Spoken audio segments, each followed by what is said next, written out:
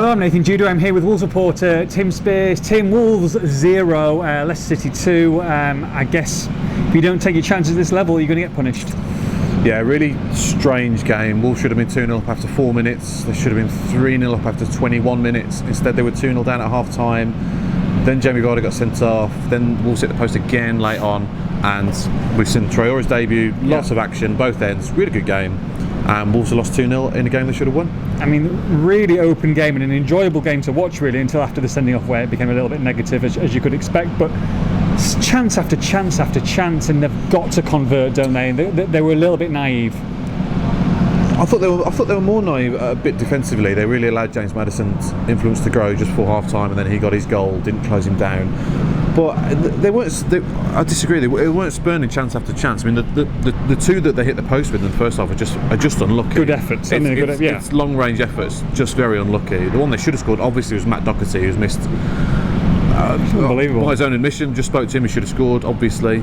It was slightly behind him, so he had to react and he had to pull it back. But it was an open goal. It's half an open goal, and he's directed the ball towards the other half of the goal, and it's been blocked. Should have scored. End of. But the problem was that Wolves couldn't exert their dominance, really. I mean, 11 shots to 4 was the last shot count they had. I think Leicester got a couple in the last 6 minutes of added on time, but still, they had more possession. They were the better team for large spells. I thought they looked more threatening going forward, certainly. That first 20 minutes, they were fantastic. They were everything you wanted to be, particularly in the back of last week. They got the tempo right. They looked good away from home, soaking up pressure and hitting teams on the break. That's what they love. That's what they're good at. They were doing it brilliantly. They just lacked that killer touch, and they were punished. They were ruthlessly punished, as they will be week after week if they continue to do that. And a strange one with it for the own goal, really. So it's deflected off Cody and then hit Doherty, and he's diverted it past his own keeper with a great header. It was a stunning finish. It was a great finish. It was much better than his finish at the other end. So he's had an eventful day, because then he was on the wrong end of a horror challenge from Jamie Vardy.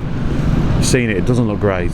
It doesn't look great, but fortunately he's okay. I spoke to Doherty, and that's the thing I was going to ask you next, because we've talked about it so many times that if Matt Doherty gets injured, then they're in a lot of trouble, and thankfully he's not. But it just shows you, doesn't it? So it takes your breath away, because if he is out for any length of time, and you're probably moving Otto to right wing back and bringing in Vinagre, and it's all looking a little bit thin. Yeah, I mean, as it transpired, because they were chasing the game, they went kind of a 3-4-1-2. Yes. For the closing stage, Gibbs White was in the hole, and you had Traoré, who we'll talk about in a minute, and Otto as the basically wingers, and they were just going for it. But yeah, no, you're right. Obviously, Matt Doherty injury is the apocalypse for Wolves. It would just be dreadful. But fortunately, he said he hadn't planted his foot. Okay. So it wasn't as bad as it looked, because people will see, viewers of Match Today tonight, it looks horrendous, and if you stop it as Vardy makes contact, it's horrible. It's horrible. It studs up just below the knee, and it's one of those. It looks like it could be a leg breaker. So what would he won the ball, which is irrelevant.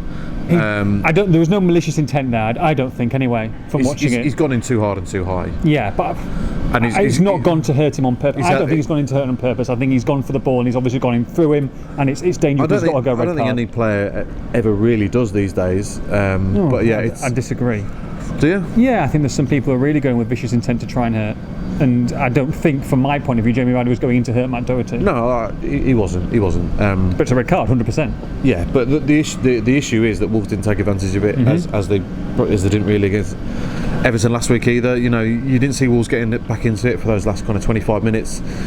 Traoré made a huge difference, but Schmeichel's only really had one or two saves to make, both pretty regulation.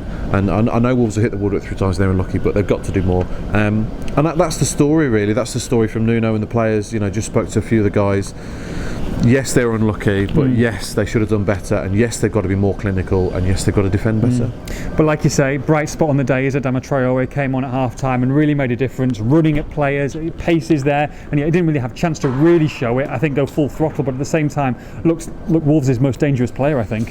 I mean, he was everything we kind of hoped and expected he would be. I mean, there were a couple of times he literally ran past the player like they're not there. Yeah. And Mark Albrighton was so embarrassed he had to be substituted 5 minutes later. He literally 58 minutes. Unlucky people who are on asking for 60 minutes on Premier League. on the halfway line, so you probably won't see it later. But he literally just runs past Albrighton like he's stood in treacle with a Zimmer frame. It's and he did it to Johnny Evans as well later as well. It's phenomenal. At first he had no end product, and then he put a couple of really good chances on for Leo Bonatini, who should have done better. And he's getting a lot of unnecessary stick on social media, which is a real shame. But shame he couldn't convert one of those. But Traoré looks the bee's knees. He looks explosive. He looks creative. He looks like he might be a bit frustrating, but so he's a big fella. I wouldn't argue with him. Oh, he's a big boy. I just spoke to him. Big boy. I've got a foot on him. I've got a foot on him in height, but his biceps are wider than my body. Oh, incredible, yeah, and they're gorgeous, stunning, bulging. Remarkable. Just remarkable. Did you ask him to flex? Never look at myself in the same way again. It's no, but he was great. Like I said, so much more to come from him. I think he looked fit. Yeah. I think he'll be unleashed from the off next week, which is a tantalising prospect. Someone I thought looked bright last week, and I was impressed with him today. He didn't get on the score sheet, but Raul Jimenez. I was disappointed he went out wide right, I think, when Bonatini came on, but I like the look of him. I still think that he's going to be an important player this season. He's good. He plays off the last man, although he's not very quick, which lets him down a couple of occasions, but he does find space in that final third, in and around the box. Yeah, it's very unlucky with a great shot from on the turn from 20 yards, and then second half Moutinho slipped him in really nicely for a nice little shot, but it's just too tight an angle, so Schmeichel will say. But he looks like a live wire in the box, but he can hold the ball up, he can do what Bonatini does, he can hold the ball up, he can link the play. Although he was good, very good. I think he'll score 10 goals this season. And then Johnny Castro Otto, I thought, had a bright game. He did, best game, He was of two, yes, you're right. I've seen him in pre-season. Best game he's ever had in a Wolves shirt, honestly. Ever. No, he was a bit more expressive than he was last weekend. He was getting forward. He skipped past a couple of challenges in the build-up to the Jimenez one. He's skipped past the player. So I was quite pleased. He's a very tidy player, good technique, knows what he's doing defensively on the whole. But there are issues defensively to sort out. You know, a couple of errors again from Coedin Bolly again today. I thought Ryan Bennett again was the pick of the three, by the way, at centre half, and a goal-saving tackle from him at one point. Yeah, brilliant one. Yeah, first half from Damari Gray. Yeah, I hope you can still hear us. There's a tractor going. Some sort of track situation. Apparently, there's been a helicopter here. It's all happening. Well, our helicopter's gone. The Express Chopper's gone. No. Off at Jamie Basington. Unbelievable. Defensively they've got to sharpen up a bit as well, and in attack it's both boxes. In midfield, Moutinho and Neves look pretty good to me. They had more possession than the opposition again for 2 weeks in a row. I know they had 10 men for a portion of the game, but still, it just feels like a missed opportunity because they started so well. I was so enthused by that first 20 minutes. They look Leicester at 6s and 7s. They didn't know how to cope, and this is before Traoré's introduction. They could easily have scored 2 or 3, and then Wolves are well on their way.